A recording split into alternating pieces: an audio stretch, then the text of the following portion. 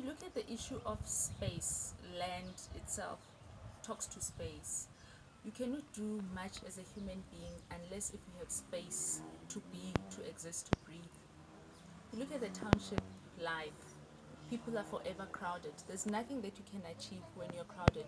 If you look at some of the greatest inventions, scientists, people that work in laboratories, librarians, people who write books, people who have done great things, they've always done them in silence. They've done them in solitude. They've done them in private spaces.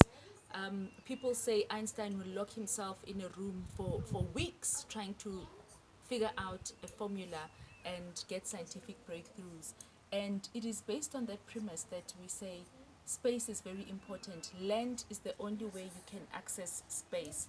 If you go to the township at 6 o'clock on a Friday night, the streets are full, and that's because young people cannot be in their homes because one house is shared by so many people that as a young person within that house you decide to prioritize elder people and to give that space to elder people. And that is why when you go outside you find that taverns and streets are filled with bashes, and that's where those children are able to be comfortable. And so we need more space. The space that is allocated for an RDP house, it's not enough unless you extend it and have a bedroom for each and every person in the house. It's very important.